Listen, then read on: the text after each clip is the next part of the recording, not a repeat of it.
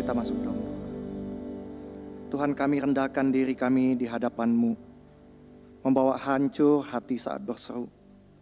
Dan kami berdoa ya Tuhan, biarlah Engkau sebagai empunya gereja-Mu, Engkau juga yang melengkapi tubuh-Mu, seperti Kau dan Yesus adalah satu. Tuhan, inilah kerinduan kami, agar dunia tahu bukti nyata dari kasih-Mu. Dan sebelum kami pergi memberitakan kasih-Mu, mulailah dari kami dulu. Jadikan kami satu di dalam kasih. Pagi hari ini kami kembali akan mendengarkan kebenaran firman Tuhan. Berbicaralah kepada kami siap mendengar. Tolonglah hamba-Mu supaya dia boleh menyampaikan kebenaran firman Tuhan ini dengan baik, dengan jelas. Dan Tuhan tolong kami supaya kami boleh mengerti kebenaran firman Tuhan itu. Di dalam nama Tuhan Yesus kami berdoa. Amin. Shalom, selamat pagi Bapak Ibu. Ya, Bapak Ibu, pernahkah Bapak Ibu berpikir kenapa kita harus beribadah bersama anak-anak kecil, anak-anak sekolah minggu di tempat ini? Mungkin bagi sebagian kita suasana ibadah tadi berisik, mungkin membawa ketidaknyamanan bagi kita ya. Nah, tapi Bapak Ibu, anak-anak belajar bukan hanya mendengar, tetapi anak-anak belajar ketika melihat, Bapak Ibu ya. Nah, anak cucu kita belajar ketika mereka melihat bagaimana kita bersama-sama beribadah, bersama-sama bernyanyi, menaikkan pujian, bersama-sama mendengarkan kebenaran firman Tuhan. Nah, mungkin agak sedikit tidak nyaman, tapi enggak apa-apa ya Bapak Ibu ya. Kita sama-sama beribadah, memberikan teladan kepada anak cucu kita. Nah, senang bisa melayani pemberitaan firman Tuhan pada pagi hari ini. Tema firman Tuhan hari ini adalah Growing as the body of Christ. Jadi bertumbuh sebagai tubuh Kristus, Bapak Ibu. Nah, firman Tuhan hari ini saya ambil dari Efesus 4 ayat 11 sampai 12. Efesus 4 ayat 11 sampai 16. Ya, kita baca bersama-sama. Efesus 4 ayat 11 sampai 16, beginilah firman Tuhan. Dialah yang memberikan baik rasul-rasul maupun nabi-nabi, baik pemberita-pemberita Injil maupun gembala-gembala dan pengajar-pengajar untuk memperlengkapi orang-orang kudus bagi pekerjaan pelayanan, bagi pembangunan tubuh Kristus. Sampai kita semua telah mencapai kesatuan iman dan pengetahuan yang benar tentang anak Allah, kedewasaan penuh dan tingkat pertumbuhan yang sesuai dengan kepenuhan Kristus. Sehingga kita bukan lagi anak-anak yang diombang-ambingkan oleh berbagai angin pengajaran, oleh permainan palsu manusia dalam kelicikan mereka yang menyesatkan. Sebaliknya, dengan teguh berpegang kepada kebenaran di dalam kasih, kita bertumbuh dalam segala hal ke arah Dia, Kristus yang adalah kepala. Dari Dialah seluruh tubuh yang rapi, tersusun dan diikat menjadi satu oleh semua sendi yang menopangnya, menerima pertumbuhannya sesuai dengan kadar pekerjaan tiap-tiap anggota dan membangun dirinya dalam kasih. Nah Bapak Ibu tahukah apa yang membuat seorang hamba Tuhan itu bersuka cita, Bapak Ibu?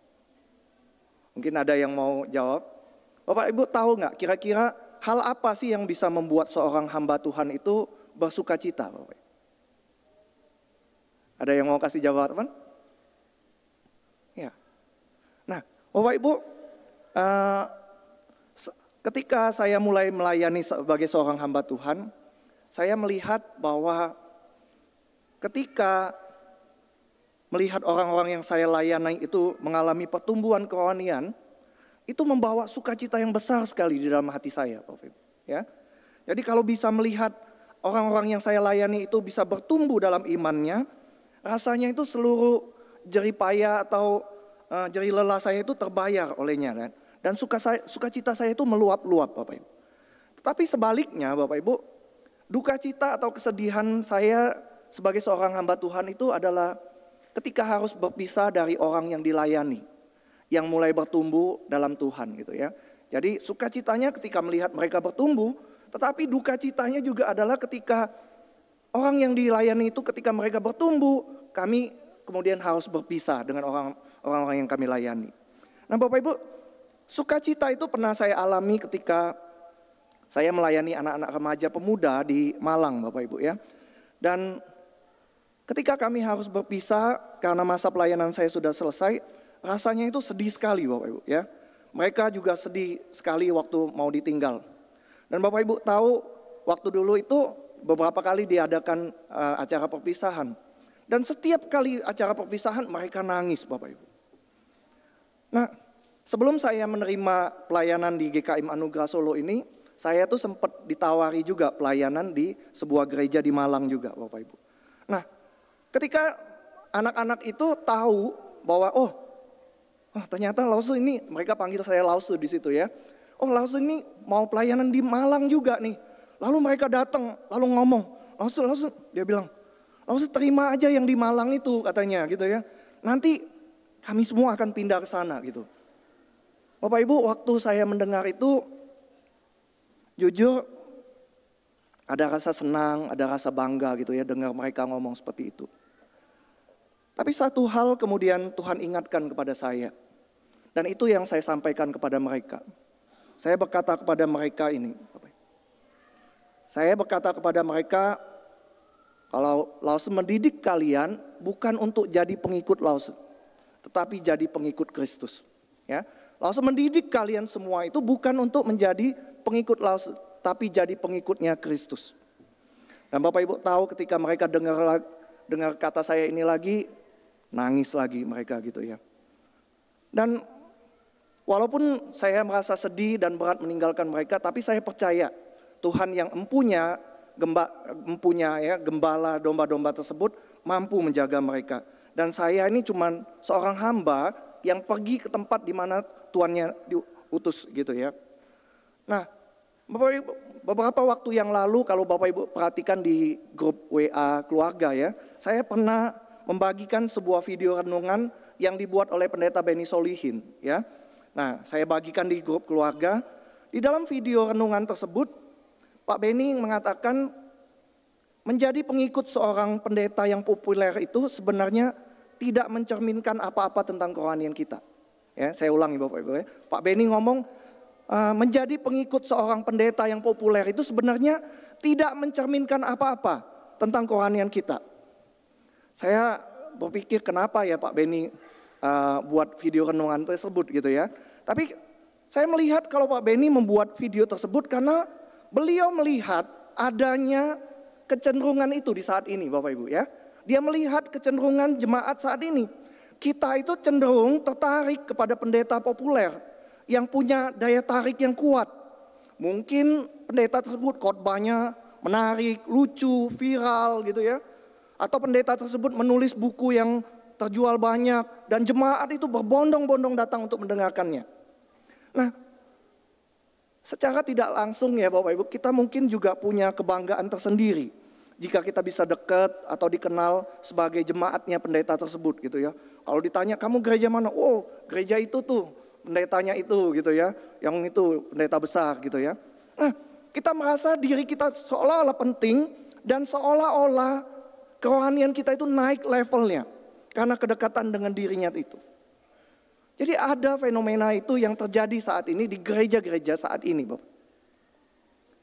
Bapak Ibu jemaat yang dikasihi Tuhan, setelah merenungkan pengalaman saya bersama anak pemuda remaja tadi, juga melihat fenomena-fenomena yang kita lihat di tengah kehidupan bergereja saat ini.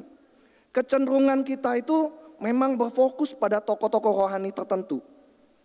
Dan saya diingatkan lagi bahwa kita perlu kembali melihat apa sebenarnya tujuan Tuhan memberikan para pelayannya itu kepada gereja. Ya, apakah memang tujuan Tuhan supaya kita itu menggantungkan pertumbuhan rohani kita pada 1-2 tokoh tertentu? Apakah maksud Tuhan ketika Dia memberikan para pendeta itu supaya kita mengidolakan mereka karena karisma mereka ya bisa berkhotbah dengan baik? Jangan salah paham ya Bapak, bukan berarti saya nggak setuju dengan khotbah yang baik. Oh, khotbah pendeta harus baik, harus bisa dimengerti. Tapi apakah kita mengidolakan hamba-hamba Tuhan yang penuh karisma tersebut, yang kemampuan berkhotbahnya itu baik dan hebat gitu? Atau Bapak Ibu, mungkinkah Tuhan itu punya visi yang jauh lebih besar dan lebih mendalam untuk gerejanya. Nah, Bapak Ibu jemaat yang dikasihi Tuhan, di khotbah saya yang sebelumnya, saya sudah sempat menyinggung bahwa selama Tuhan Yesus ada di dunia ini, misi Allah itu dilakukan oleh Tuhan Yesus. Kemudian Tuhan Yesus mati di atas kayu salib, bangkit dan kemudian naik ke atas surga. Dan ketika Tuhan Yesus naik ke atas surga, misi Allah itu diteruskan oleh Roh Kudus, Bapak Ibu. Dan misi itu dilakukan oleh Roh Kudus melalui gerejanya, melalui kita semua. Melalui kita semua. Jadi Bapak Ibu, khotbah hari ini adalah kelanjutannya, ya. Kelanjutannya tentang peran kita di dalam tubuh Kristus, ya. Ketika kita bertumbuh dalam sebuah komunitas tubuh Kristus itu. Nah, pagi hari ini saya mengajak kita semua untuk membuka hati dan pikiran kita, ya. Sebuah bagian firman Tuhan yang tidak hanya berbicara tentang struktur pelayanan dalam gereja, ya, ada rasul, ada gembala, ada penginjil, ada pengajar. Bukan hanya struktur Bapak Ibu, tetapi tentang rencana Allah yang besar itu, tentang bagaimana tubuh Kristus itu seharusnya bertumbuh dan berfungsi. Ya, nah kita akan merenungkan bersama-sama. Bapak Ibu, ayat 11 dan 12 tadi berkata begini. Dialah Kristus yang memberikan baik rasul-rasul maupun nabi-nabi, baik pemberita-pemberita Injil maupun gembala-gembala dan pengajar-pengajar, untuk memperlengkapi orang-orang kudus bagi pekerjaan pelayanan, bagi pembangunan tubuh Kristus. Bapak Ibu, poin pertama, Kristus itu memberi peran bagi setiap orang. Saya ulangi ya Bapak Ibu, Kristus itu memberikan peran bagi setiap orang, ya. Firman Tuhan katakan kalau Kristus sendirilah yang memberikan karunia atau anugerah kepada gerejanya berupa rasul, nabi, penginjil, gembala dan pengajar, termasuk kami sebagai hamba Tuhan. Tuhan memberikan kami kepada gereja, tetapi perhatikan Bapak Ibu. Tuhan memberikan rasul, nabi, penginjil, gembala dan pengajar untuk apa? Memperlengkapi. Mereka diberikan Tuhan kepada gereja untuk memperlengkapi gereja. Mereka diberikan bukan untuk dijadikan pusat perhatian, bukan untuk diidolakan, melainkan untuk mempersiapkan jemaat agar semua bagian dalam jemaat itu bisa ikut serta dalam pekerjaan pelayanan bagi pembangunan tubuh Kristus. Oleh karena itu Bapak Ibu, firman Tuhan ini berkata, kita tidak boleh menggantungkan kerohanian kita pada 1-2 orang pendeta saja. Kita juga tidak boleh terlalu mengidolakan mereka. Fungsi mereka itu seperti ini Bapak Ibu. Seperti pelatih dalam sebuah tim sepak bola, ya. Pelatih tidak main di lapangan, tetapi tugasnya adalah melatih supaya setiap pemain itu bisa beraksi di tengah lapangan. Fungsi dari hamba Tuhan itu adalah seperti pelatih sepak bola.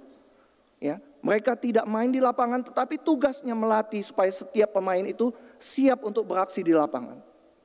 Nah demikian juga Bapak Ibu, tugas hamba Tuhan itu bukan untuk melakukan semua hal. Nah ya, ini bukan saya yang ngomong ya Bapak Ibu ya, bukan saya yang ngomong.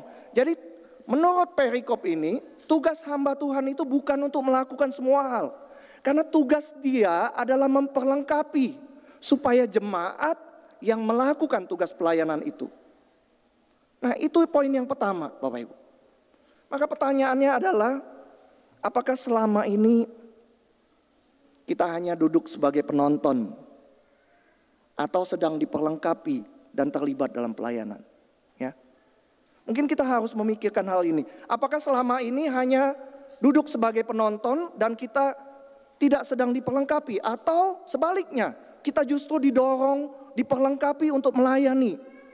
Nah, Bapak Ibu, kita hari ini beribadah bersama-sama sebagai satu keluarga. Dan yang hadir dari anak kecil, anak remaja, pemuda, dewasa sampai lansia Bapak. Dan saya katakan ini Bapak Ibu, tidak ada usia yang terlalu muda atau terlalu tua untuk melayani. Tidak ada usia yang terlalu muda atau terlalu tua untuk melayani. Anak-anak remaja tadi bisa, anak-anak kecil bisa menyanyi, ya, melayani lewat pujian. Remaja bisa melayani apa yang mereka bisa lewat media sosial, lewat musik, pujian, doa, kreativitas mereka. Orang tua bisa melayani sebagai pemimpin-pemimpin rohani di gereja, terlibat dalam pelayanan pembinaan. Lansia, Bapak Ibu, bisa menjadi pendoa syafaat, konselor, mentor, teladan bagi generasi muda. Semua bagian tubuh ini diperlukan di dalam gereja, Bapak Ibu. Dan ini Bapak Ibu, saya pernah sampaikan di khotbah. Jangan tunggu sempurna dulu baru melayani. Karena justru dalam pelayananlah kita itu dibentuk dan diperlengkapi. Itu poin yang pertama, Bapak Ibu. Nah, poin yang kedua. Kalau kita sudah mengerti bahwa Kristus itu memberikan peran dan karunia kepada setiap orang dalam tubuh Kristus, maka kita juga perlu tahu untuk apa. Ya, tadi kita tahu Kristuslah yang memilih para hamba Tuhan untuk diberikan kepada gereja, tujuannya untuk memperlengkapi jemaat. Sekarang tujuannya, ya, tujuannya apa? Ya, kita juga perlu tahu tujuan besarnya. Nah, Efesus 4 ayat 13-14 tadi berkata, sampai kita semua telah mencapai kesatuan iman dan pengetahuan yang benar tentang anak Allah, kedewasaan penuh dan tingkat pertumbuhan yang sesuai dengan kepenuhan Kristus. Nah, Bapak Ibu, Tuhan tidak ingin kita itu sekedar aktif melayani, tetapi Dia ingin kita bertumbuh menjadi muridnya. Bapak Ibu ingat khotbah saya sebelumnya, Tuhan tidak ingin kita itu menjadi orang-orang Kristen yang hanya dibaptis, tetapi Tuhan mau kita apa? Menjadi murid, Bapak Ibu. Ya. Nah, ini juga filosofi pelayanan kita. Kerohanian kita itu lebih penting daripada pelayanan kita. Kerohanian kita itu lebih penting daripada pelayanan kita. Kita bukan hanya bertumbuh secara kegiatan, tapi bertumbuh secara rohani, menjadi dewasa dalam iman. Nah, ini poin yang kedua, Bapak Ibu, ya. Poin yang kedua, kita dipanggil untuk bertumbuh bersama menuju kedewasaan rohani, ya. Kita bukan hanya diperlengkapi untuk melayani. Itu baik, kita sudah terlibat dalam pelayanan. Tetapi Tuhan mau lebih dari itu. Dia mau kita menjadi murid-murid yang dewasa rohaninya, Bapak Ibu, ya. Nah, Paulus mengatakan jangan seperti anak-anak rohani yang mudah goyah, mudah bingung, ya, mudah terombang-ambing oleh berbagai ajaran. Kita bukan seperti anak-anak. Bapak Ibu tahu anak-anak kita, ya, cucu-cucu kita. Pagi ngomong A, nanti siang dia bisa ngomong B, Bapak Ibu. Benar nggak? Ya. Nah, seperti itu juga Bapak Ibu. Saya mendapati ada juga jemaat-jemaat yang mungkin baru pertama kali percaya Tuhan gitu ya. Tapi kemudian, aku mau balik lagi deh ke agamaku yang lama. Oh, itu berarti masih bayi rohani, ya Bapak Ibu, bayi rohani. Dan kita harus terus mendorong mereka untuk terus bertumbuh menjadi dewasa secara rohani. Nah, Bapak Ibu, gambaran orang yang belum dewasa secara rohani itu seperti Peter Pan, Bapak Ibu. Ya, Bapak Ibu pernah dengar Peter Pan syndrome? Ya, Peter Pan syndrome itu adalah sebuah istilah psikologi yang populer untuk menyebut pria atau wanita dewasa yang secara emosional dan sosialnya tidak pernah bertumbuh. Ya, tubuhnya secara usia mungkin dia bertumbuh, tetapi secara kedewasaan mereka tidak pernah bertumbuh dewasa, Bapak Ibu. Bapak Ibu, kita dipanggil untuk bertumbuh bersama. Tidak ada seorang pun yang dibiarkan tinggal di tempat. Ya. Anak-anak dan remaja perlu dibimbing, tetapi juga perlu belajar untuk mengambil tanggung jawab rohani.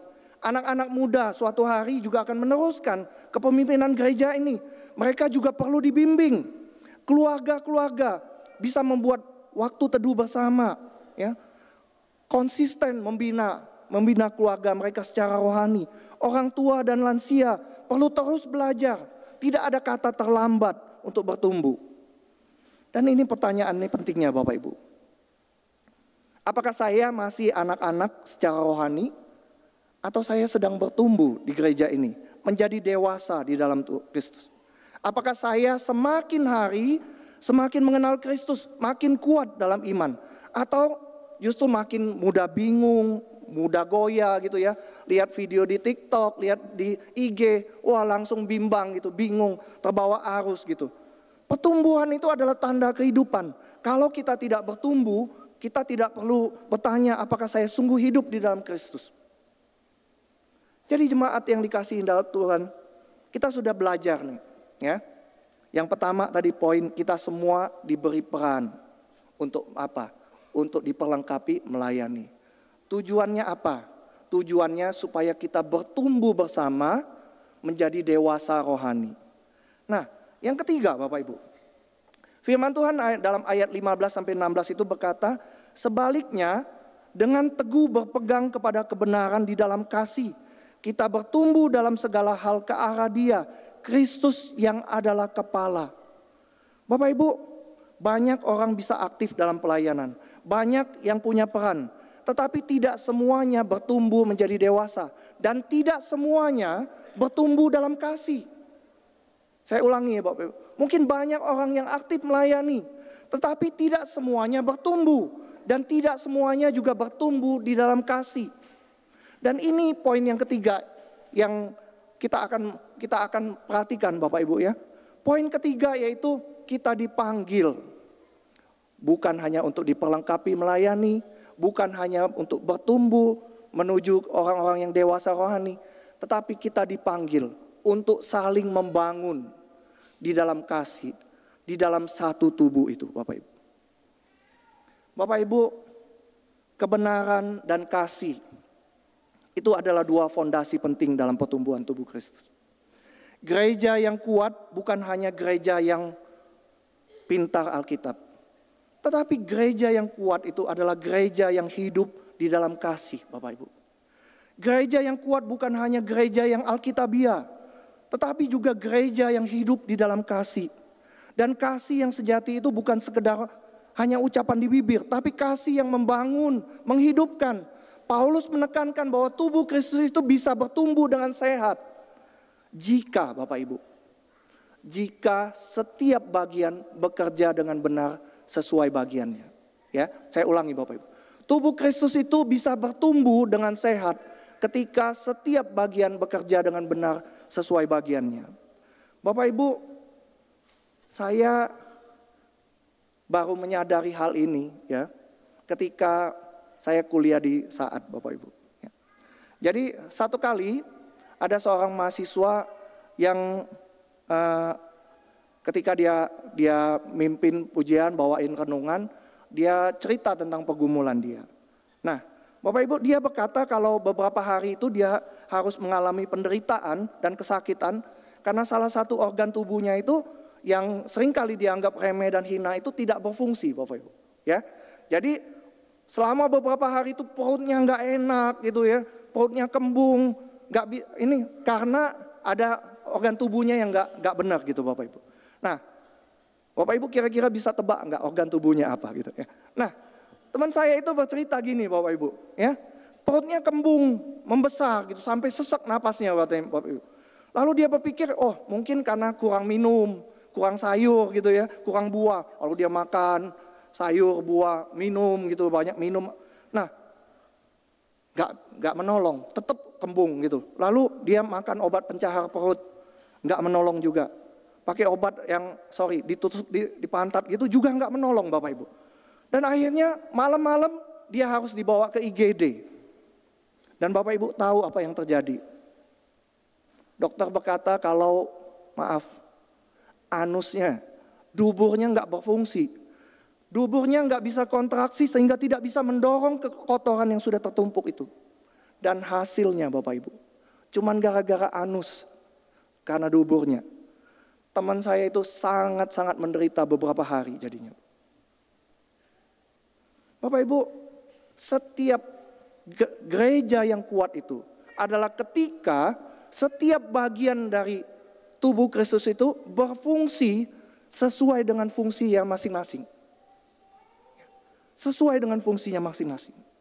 Nah, perikop kita hari ini mengajak kita semua, anak, remaja, orang tua, lansia, untuk tidak pasif dalam gereja Bapak Ibu, tapi aktif bertumbuh sebagai satu tubuh dalam Kristus.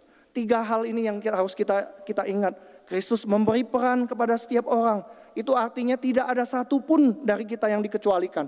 Jangan puas hanya menjadi penonton pasif. Mari ambil bagian dan gunakan karunia yang Tuhan percayakan. Kita dipanggil untuk bertumbuh menuju kedewasaan rohani. Jangan berhenti di titik awal iman. Jangan merasa cukup jadi anak-anak atau bayi-bayi rohani.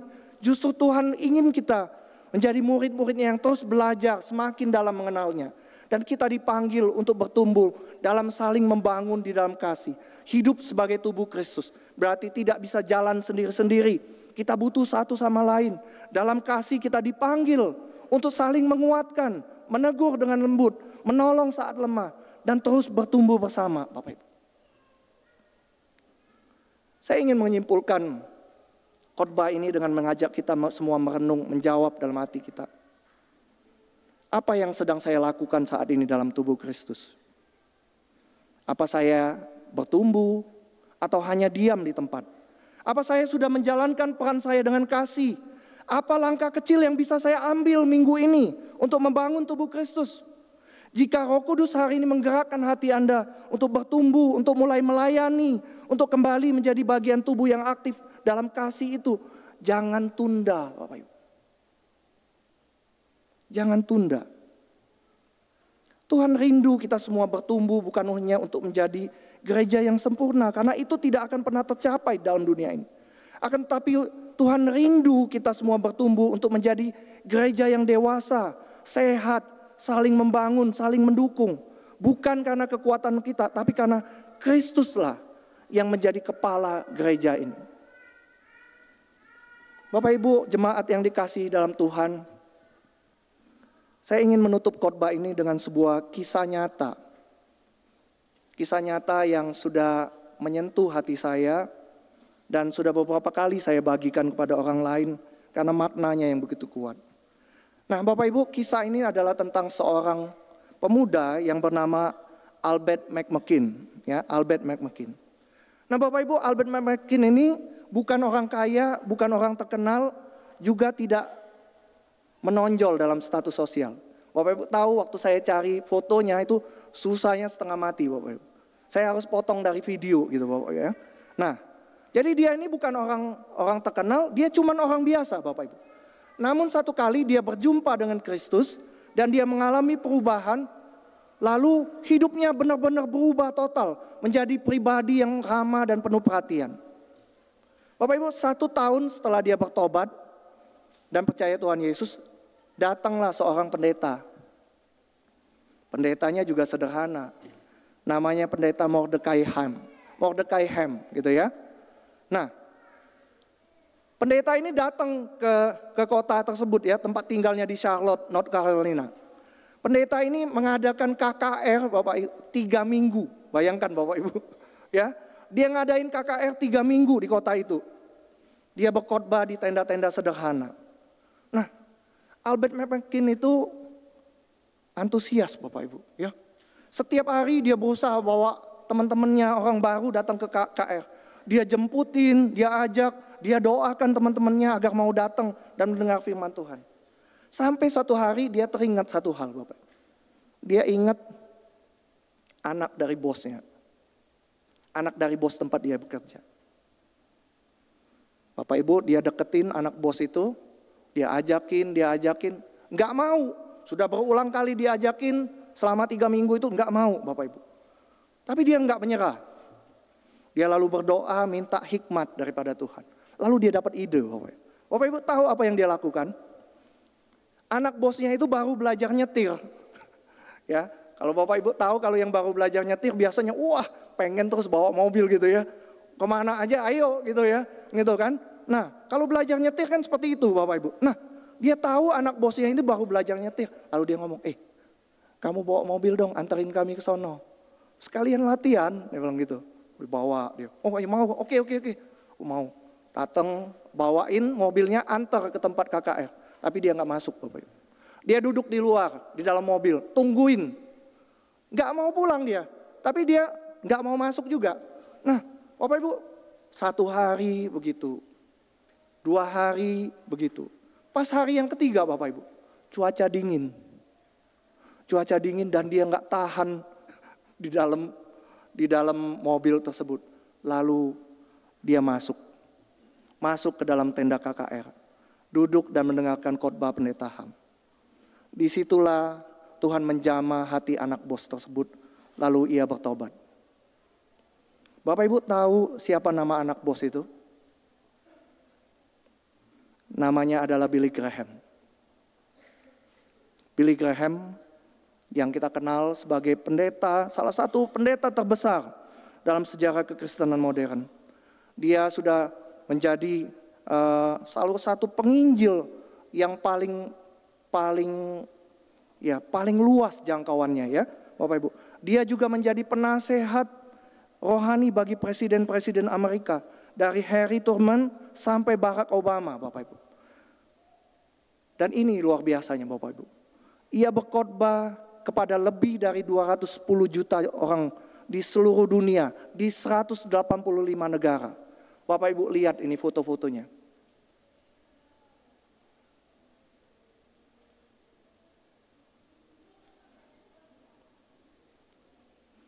Ada begitu banyak orang yang dimenangkan oleh Billy Graham. Tetapi Bapak Ibu, di balik Billy Graham ada seorang Albert McMakin. Di balik Billy Graham, pendeta yang besar itu, ada seorang Albert McMakin. Ia bukan pendeta, ia tidak punya mimbar besar, tetapi ia mengasihi jiwa, melayani dengan setia, meski dengan hanya satu talenta yang dia punya, keramahan dan kesediaan untuk mengajak satu jiwa itu datang kepada Kristus. Dia punya itu dan dia lakukan. Bapak Ibu, kita mungkin tidak pernah akan bisa berdiri di stadion penuh seperti Billy Graham. Mungkin kita tidak akan pernah punya pengaruh sebesar itu. Akan tetapi kita semua bisa menjadi seperti Albert McMakin. Kisah ini mengingatkan kita bahwa Tuhan tidak menuntut kita untuk jadi luar biasa, tetapi hanya untuk memberikan yang terbaik dari yang kita punya. Albert McMakin tidak punya mimbar, tidak menulis buku, tidak menjadi pembicara terkenal. Tapi dia punya hati yang peduli, keramahan yang sederhana. Dan itulah yang dia persembahkan kepada Tuhan.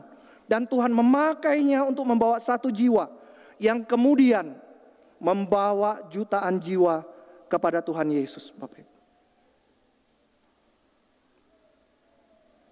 Pertanyaan sekarang, apa yang kita miliki hari ini yang bisa kita persembahkan kepada Tuhan? Apa itu keramahan kita? Apa itu keterampilan kita, musik, media, memasak, atau menyapa orang baru? Apakah itu waktu kita untuk mendoakan, menguatkan sesama kita? Apakah itu mobil kita untuk menjemput seseorang ke gereja? Saya ke Dompol kemarin diceritain bahwa sekian tahun gereja ini melayani, menjemput anak-anak sekolah, dan begitu banyak orang yang terlibat dalam pelayanan tersebut, Bapak Ibu.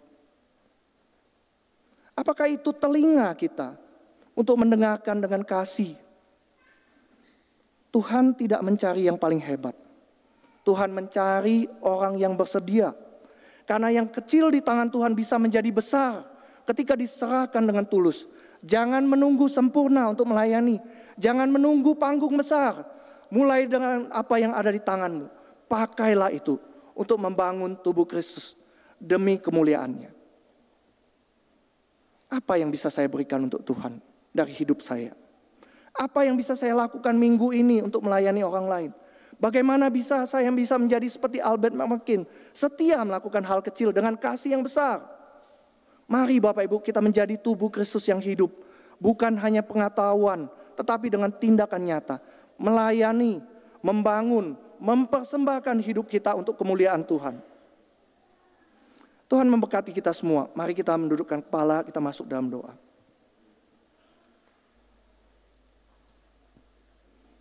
Tuhan, kami bersyukur untuk firman-Mu hari ini.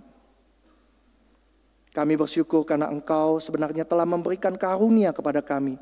Memanggil kami bukan hanya untuk hadir, tapi untuk bertumbuh dan melayani dalam tubuh Kristus. Tuhan, seringkali kami merasa tidak layak, merasa tidak bisa, merasa tidak punya banyak hal untuk dipersembahkan. Tapi hari ini melalui kisah Albert McMakin, Engkau mengingatkan kami bahwa Engkau bisa memakai siapa saja. Bahkan seseorang yang hanya punya keberanian untuk mengajak satu jiwa. Oleh karena itu Tuhan, pakailah hidup kami. Apapun yang kami miliki, sekecil apapun itu, waktu kami, tenaga kami, senyuman kami, penghiburan kami, keramahan kami. Bahkan kalau itu pun hanya sebuah ajakan sederhana. Biarlah itu semua menjadi persembahan yang hidup di hadapan-Mu. Tolong kami ya Tuhan, untuk tidak hanya menjadi pendengar, tapi pelaku firman. Ajari kami untuk bertumbuh bersama dalam kasih, dan menjadi bagian dari tubuh Kristus yang membangun, bukan meruntuhkan. Hari ini kami mau berkata, Tuhan, aku mau dipakai oleh-Mu. Mulai dari apa yang aku punya, mulai dari tempat di mana aku berada. Kami serahkan hidup kami ke dalam tangan-Mu dan kami percaya Engkau akan memimpin dan memperlengkapi kami. Terima kasih Tuhan Yesus. Di dalam nama-Mu yang kudus kami berdoa dan menyerahkan hidup kami. Amin. Bapak Ibu, saya mengundang kita semua untuk menyanyikan lagu respon firman Tuhan. Ku mau cinta Yesus selamanya. Sebagai komitmen kita menyerahkan hidup kita untuk dipakai oleh Tuhan.